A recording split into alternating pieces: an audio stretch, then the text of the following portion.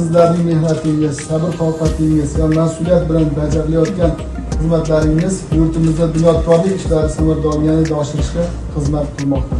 Doimo e'zozda va e'tiborda bo'ling. Hurmat bilan O'zbekiston Respublikasi Qurilish va ijro kommunal xo'jalik vaziri Sherzod Saidjanovich Hidoyatov.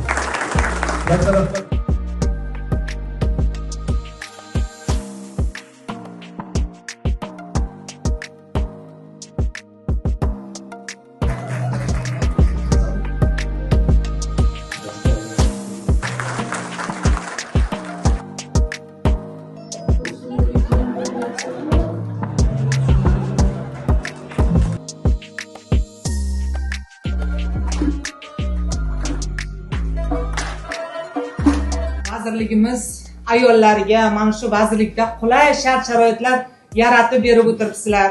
Hammasi hurmatda, izzatda, mehr-oqibatda mana shu ishga kelib ketyapti. Buning uchun barcha ayollarimiz nomidan jamoamiz erkaklariga yana bir bor minnatdorchiligimni bildiraman.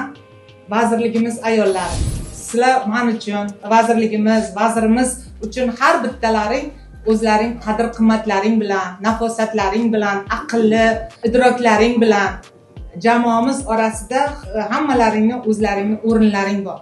Shuning uchun sizlarga, ayollarga avvalambor sog'lik, salomatlik tilayman. Tinchlik, xotirjamlik tilayman.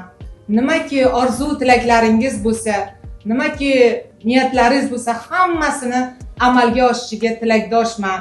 Sizlarga ayollik baxti, onalik baxti hech qachon tark etmasin.